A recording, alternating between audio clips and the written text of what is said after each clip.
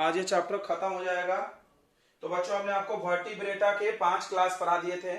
हमने बताया था कॉर्डेट्स के 2 टाइप होते हैं, कॉर्डेट्स के प्रोटोकॉर्डाटा, वर्टिब्रेटा, और वर्टिब्रेटा के 5 क्लास होते हैं। और पांचों क्लास में हमने डिफरेंस लिखाया था आपको। क्या क्या देखे थे? हार्ट के चेंबर देखा था हमने, बॉडी पे क्या प्रेजेंट है, कौन सा ग्लैंड होता है स्किन के ऊपर, चाइल्ड देता है कि बर्थ करता है कि एग बर्थ करता है, उसके बाद क्या देखा था, लंग्स है कि गिल्स है, और उसके बाद क्या देखा था बच्चा हम लोगों ने, बताइए। हाँ, उसका ब्लड का नेचर कैसा है, कोल्ड ब्लडेड है कि हॉट ब्लडेड है। ठीक है, ये सारे पॉइंट्स में हम लोग देख कर डिफरेंस लिखा था। तो कुछ छोटे छोटे टॉपिक्स छूट गए थे उसमें, तो उसको हम लोग देखते हैं। तो पाइसेस के जो होते हैं बच्चों, यहाँ तुम पॉइंट्स टू रिमेंबर लिख सकते हो। There are 2 types of fishes.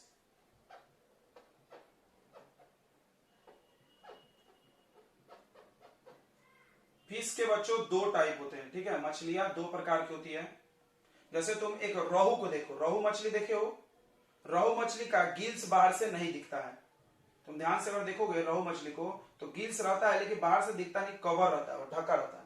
लेकिन अगर तुम शार्क को देखो, शार्क को आप मूवी में देखो, यहाँ लाइन लाइन ऐसे छेद छेद दिखते हैं। यहाँ पे देखो बारीक बारीक लाइंस में गिल्स दिखते हैं उसमें। किसी ने ध्यान दिया कभी शार्क के इमेज पे? ध्यान दिए कि हम दिखा दें? बोलो बच्चों, देख रहे हो कि हमने दिखा दिया है? और आप ध्यान से देखना चाहते हो तो हम दिखा भी सकते हैं।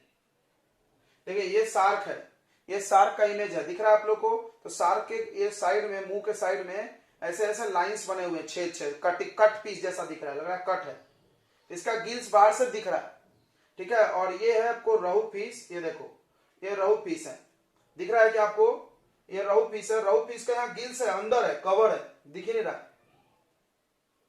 रोहू फिश का गिल्स है लेकिन दिख नहीं रहा, अंदर कवर होता है। आप उसका ऐसा कवर हटाओगे तो अंदर लाल लाल दिखता है। लेकिन अगर तुम शार्क को ध्यान से देखो तो यहाँ पर देखो साइड में ऐसे लाइन लाइन बने हुए हैं। ठीक है, तो आप ध्यान दे सकते हो 2 प्रकार के फिश होते हैं, एक होता है बोनी फिश और दूसरा होता है कार्टिलेजियस फिश। ठीक है, बोनी फिश और कार्टिलेज वाले फिश। तो उसमें हम लोग डिफरेंस पढ़ने वाले हैं। ठीक है बच्चों, कौन कौन फिश बताया हमने आपको नाम? बोनी फिश और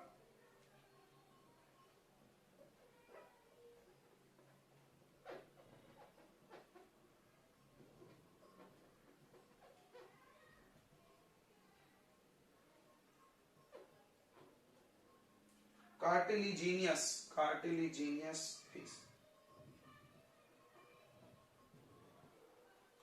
तो इनमें डिफरेंस हम लोग लिखेंगे। ठीक है बच्चों, तो बोनी फिश और कार्टिलिजीनियस फिश में क्या डिफरेंस है, ध्यान से देखते हैं। तो एक तो नाम से ही डिफरेंस पता चल रहा कि इसका जो स्केलेटन सिस्टम है, इसके अंदर का जो बनावट है वो बोन से बना हुआ है। बोन्स आप जानते होंगे हार्ड होता है, लचीला नहीं होता है, कैल्शियम कार्बोनेट का बना होता है। हाँ, ऐसा नहीं बोलने का हड्डी वड्डी, हड्डी तो हिंदी है ना। तुम पढ़े हो, तुम कौन सा टिश्यू चैप्टर पढ़ के आए हो? टिश्यू।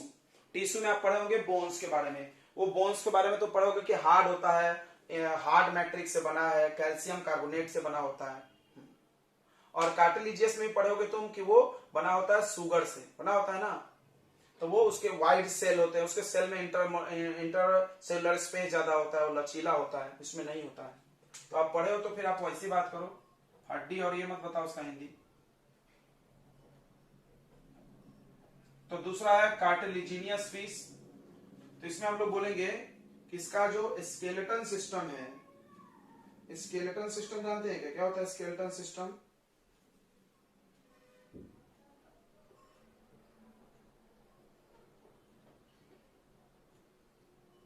स्केलेटन यानी बॉडी के अंदर जो पाया जाता है ढांचा। Skeleton system is made by bone. इसका स्केलेटन सिस्टम बोन से बना है और इसका कैसे बना होगा? कार्टिलेज से।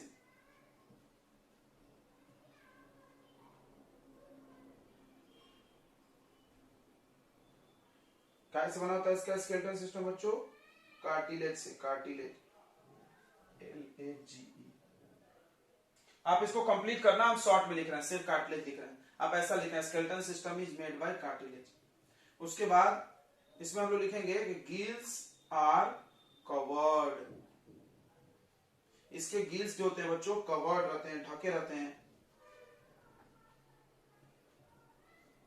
बाहर से दिखेंगे नहीं आपको। ठीक है, इसके गिल्स जो होते हैं वो ढके रहते हैं, अंदर रहते हैं बॉडी के, और इसके गिल्स कवर्ड नहीं होते हैं, नॉट कवर्ड। उसके बाद ध्यान से सुनना, इसमें 4 पेयर ऑफ गिल्स होता है, 4 गिल्स के पेयर होते हैं, एक ऐसा, फिर 2, फिर 3, फिर 4, और इसमें ज्यादा रह सकता है, इसमें 5 से लेकर के 7 तक रहते हैं। इसमें 4 पेयर्स ऑफ गिल्स, इसमें 4 ही पेयर रहता है गिल्स का। पेयर क्यों? क्योंकि लेफ्ट साइड में भी रहता है, राइट साइड में भी रहता है गिल्स, ठीक है, इसलिए हम लोग पेयर काउंट कर रहे हैं, लेफ्ट और राइट, और इसमें 5 to 7 गिल्स होता है।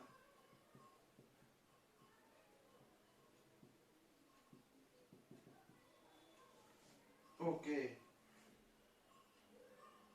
अगला ये मछलियां फ्रेश वाटर में भी पाई जाती है और मरीन वाटर में भी। आप सबसे बेस्ट पार्ट क्या, आप एग्जांपल सुनो। बोनी फिश का एग्जांपल होता है बच्चों रोहू। रोहू जानते हो? रोहू जानते हैं कि नहीं जानते? अरे तुम लोग मछली नहीं जानते क्या?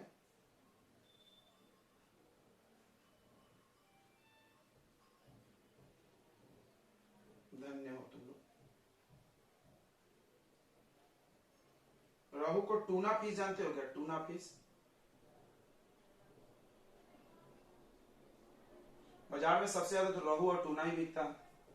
और इसका एग्जांपल है शार्क। शार्क तो सबने जानता होगा, फिल्म में देखे।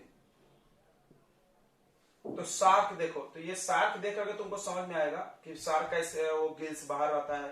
शार्क का आप इमेज देख सकते हो कहीं पर भी नेटवर्क पे, तो उसका गिल्स बाहर आते हैं, ठीक है। और शार्क के मुंह को ध्यान से देखना। शार्क का मुंह बच्चों ऐसे रहता है, नीचे ऐसा रहता है क्या? देखो तो शार्क का बनावट ऐसा देखे हो ना तुमने, यह है शार्क। अब इसका मुंह जो होता है वो नीचे होता है। और टूना फिश, अगर तुम जनरली फिश किसी को बनाने बोला जाता है, बच्चा ऐसे बनाता है।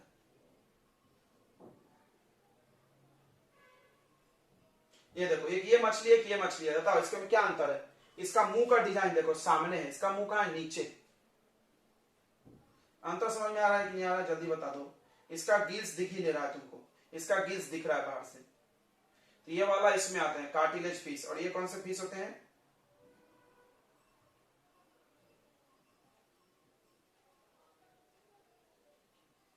हाँ, बोनी फिश। आप चाहो तो डायग्राम बना सकते हो, it will be better for you. इसका गिल्स दिख ही नहीं रहा। हम लोग ऐसे डिजाइन वाली बना लेते हैं ऐसे कि हाँ इसके अंदर गिल्स हैं, बट कोई जरूरत नहीं है गिल्स बनाने की। इसका मुंह ध्यान से देखोगे तो सामने रहता है, इसका मुंह पीछे रहता है। तो ये लोग कहां पाए जाते हैं? ये लोग फ्रेश वाटर में भी पाए जाते हैं और मरीन वाटर में भी। फाउंड इन, क्या कभी शार्क को तुमने तालाब में देखा है? नदी में, पोखर में देखे हो? नहीं। क्यों? क्योंकि शार्क हमेशा मरीन वाटर में ही पाया जाएगा, या तो सी में या तो ओशियन में। तो ये हमेशा मरीन वाटर में पाए जाते हैं। तो found in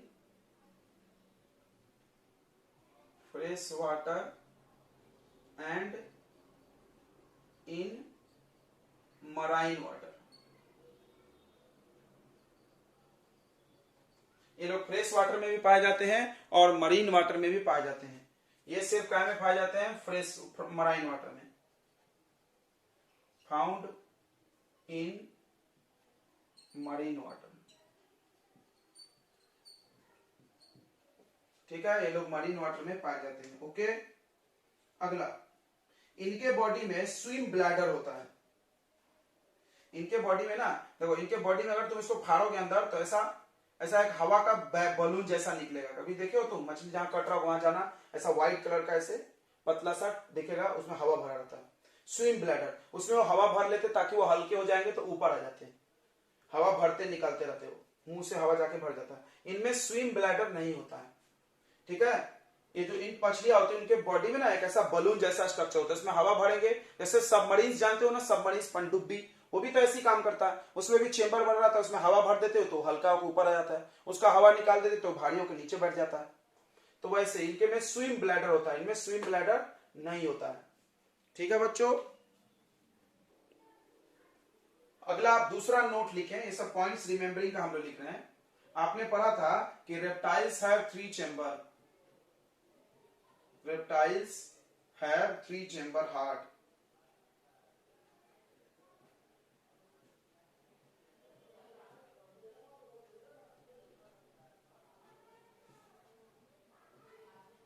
but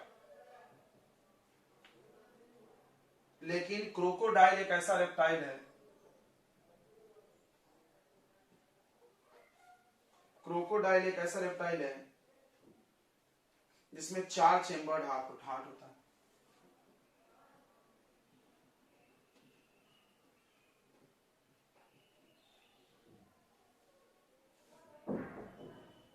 okay next, apps का जो ये होता है बच्चों, क्या बोलते हैं, एप्स में क्या प्रेजेंट होता है, ब्रीथिंग के लिए लंग्स, और इनका हॉलो बोन होता है, एप्स का हॉलो बोन होता है, apps have hollow bones. Apps का जो बोन्स होता है वो हॉलो होता है, खोखला होता है, ताकि उसका वेट हल्का हो जाए और वो लोग उड़ सके। अगला, मैमेलिया हैव मेमोरी ग्लैंड, उनके पास मेमोरी ग्लैंड होता है जिससे वो बच्चे को दूध पिलाते हैं, मेमोरी ग्लैंड, ठीक है, for the production of milk, for the production of milk, milk produce करने के लिए, टू प्रोवाइड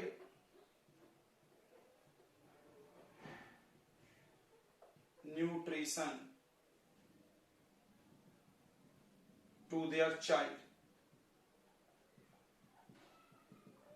चाइल्ड को न्यूट्रिशन प्रोवाइड करते हैं, so they are called mammalia, इसीलिए उनको क्या बोलते हैं हम लोग, मैमेलिया बोलते हैं बच्चों, ठीक है। ओके, और एक याद रखना आपको कि इचिडना और प्लेटिपस,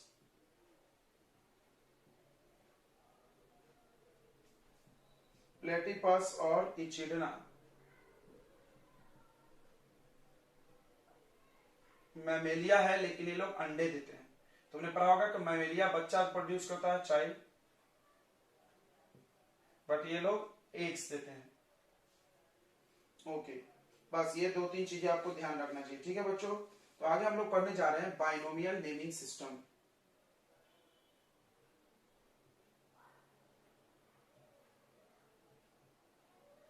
बाइनोमियल नेमिंग सिस्टम यानी 2 नामों को कंबाइन करके एक सिस्टम बनाया गया है, इसको हम लोग साइंटिफिक नेमिंग सिस्टम भी बोलते हैं, इसको हम लोग साइंटिफिक नेमिंग भी बोलते हैं।